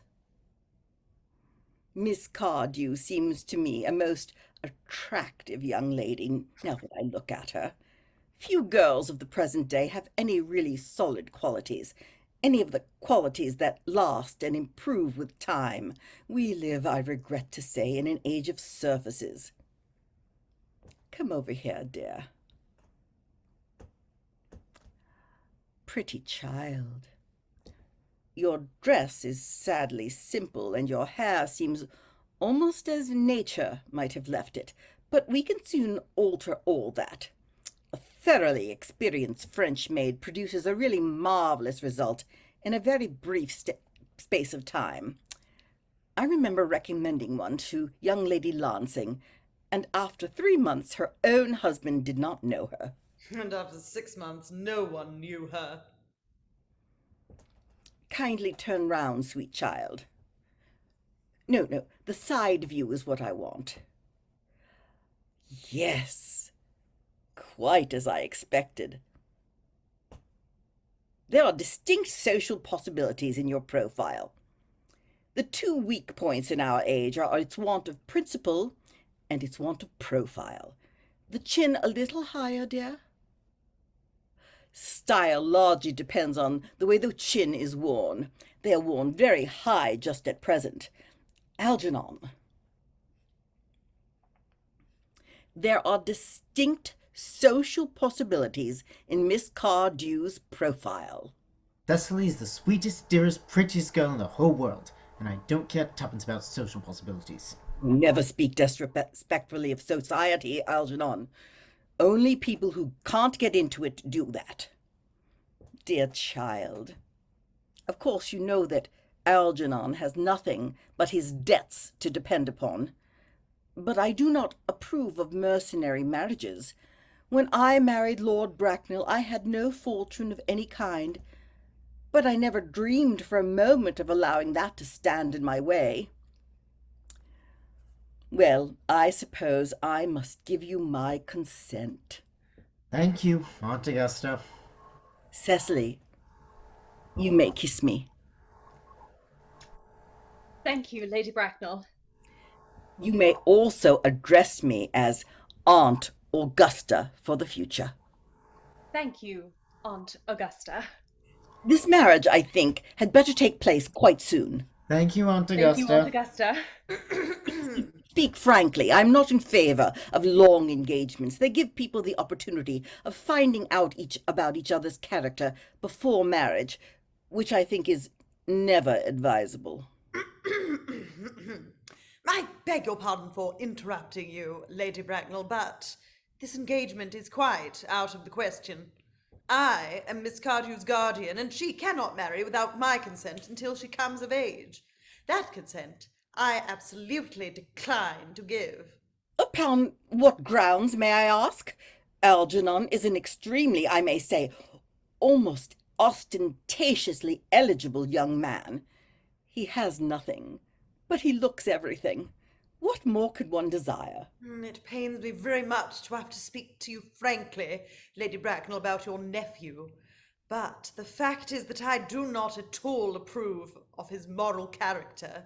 I suspect him of being untruthful.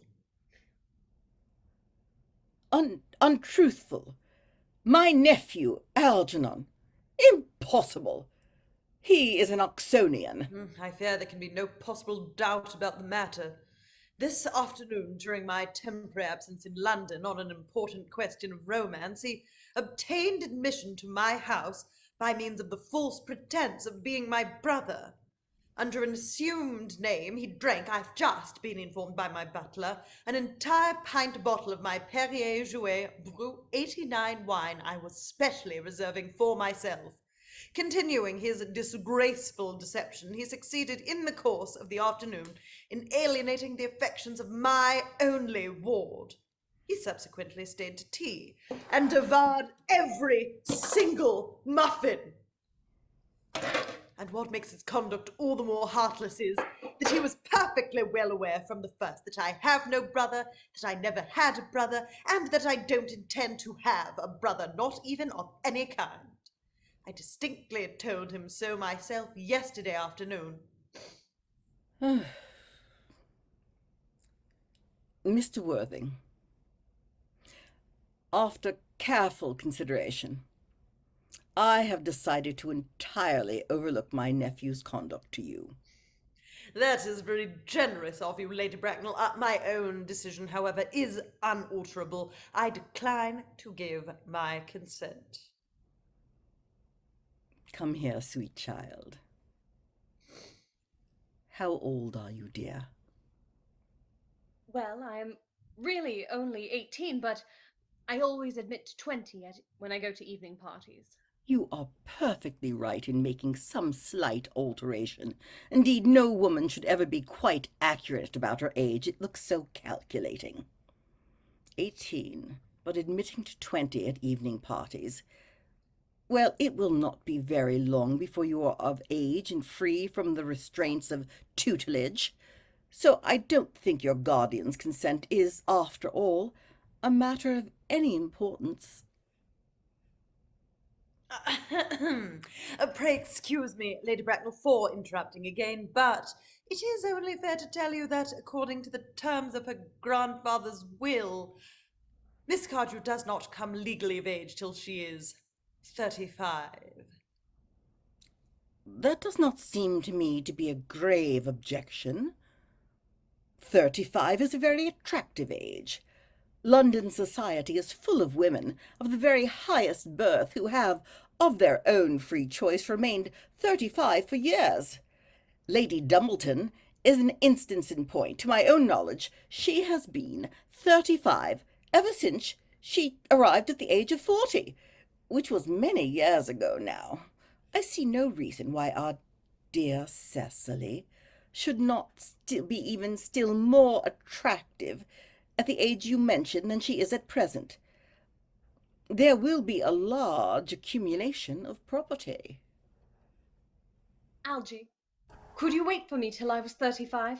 Of course I could, Cecily. You know I could. Yes, I felt it instinctively. But I couldn't wait all that time. I hate waiting even 5 minutes for anybody. It always makes me rather cross. I am not punctual myself, I know, but I do like punctuality in others, and waiting, even to be married, is quite out of the question. Then what is to be done, Cecily? I don't know, Mr. Moncrief. My dear Mr. Worthing, as Miss Cardew states positively that she cannot wait till she is 35, a remark I am bound to say seems to me to show a somewhat impatient nature. I would beg you to reconsider your decision. But, my dear Lady Bracknell, the matter is entirely in your own hands. The moment you consent to my marriage with Gwendolen, I will most gladly allow your nephew to form an alliance with my ward. You must be quite aware that what you propose is out of the question. Then a passionate celibacy is all that any of us can look forward to. That is not the destiny I propose for Gwendolen. Algernon, of course, can choose for himself. Come, dear. We have already missed 5, if not 6 trains. To miss any more might expose us to comment on the platform. Everything is quite ready for the christenings. The christening, sir? Is not that somewhat premature? Both these gentlemen have expressed a desire for immediate baptism. At their age? The idea is grotesque and irreligious. Algernon, I forbid you to be baptized. I will not hear of such excesses. Lord Bracknell would be highly displeased if he learned that that was the way in which you wasted your time and money. Am I to understand, then, that there are to be no christenings at all this afternoon? I don't think that, as things are now, it would be of much practical value to either of us, Dr. Chasuble. I am grieved to hear such sentiments from you, Mr. Worthing. They savour of the heretical views of the Anabaptists, views that I have completely refuted in 4 of my unpublished sermons. However, as your present mood seems to be one peculiarly secular, I will return to the church at once. Indeed, I have just been informed by the pew opener that for the last half hour, Miss Prism has been waiting for me in the vestry. Miss Prism? Did I hear you mention Miss Prism? Yes, Lady Bracknell. I am on my way to join her. Pray, allow me to detain you for a moment. This matter may prove to be one of vital importance to Lord Bracknell and myself. Is this Miss Prism a female of repellent aspect, remotely connected with education. Well, she is the most cultivated of ladies, and the very picture of respectability. It is obviously the same person. May I ask what position she holds in your household? I am a celibate, madam. Miss Prism, Lady Bracknell has been for the last 3 years Miss Cardew's esteemed governess and valued companion. In spite of what I hear of her, I must see her at once. Let her be sent for. She approaches. She is nigh. I was told you expected me in the vestry, dear Canon. I have been waiting for you there for 1 hour and 3/4. Prism! Come here, Miss Prism. Prism. Where is that baby?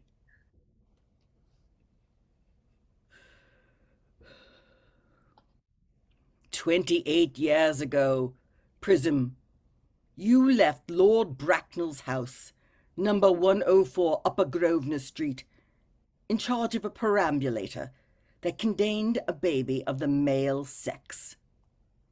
You never returned. A few weeks later, through the elaborate investigations of the Metropolitan Police, the perambulator was discovered at midnight, standing by itself in a remote corner of Bayswater. It contained the manuscript of a 3-volume novel of more than usually revolting sentimentality. But the baby was not there. Prism, where is that baby?" Lady Bracknell, I admit with shame that I do not know. I only wish I did. The plain facts of the case are these. On the morning of the day you mention, a day that is forever branded on my memory, I prepared as usual to take the baby out in its perambulator. I had also with me a somewhat old but capacious handbag in which I had intended to place the manuscript of a work of fiction that I had written during my few unoccupied hours. In a moment of mental abstraction, for which I never can forgive myself, I deposited the manuscript in the bassinet and placed the baby in the handbag. But where did you deposit the handbag? Do not ask me, Mr. Worthing. Miss Prism, this is a matter of no small importance to me.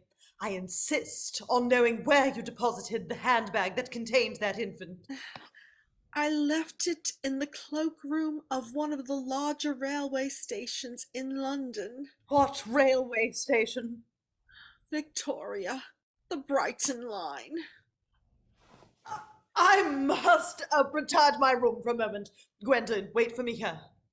If you are not too long, I will wait here for you all my life.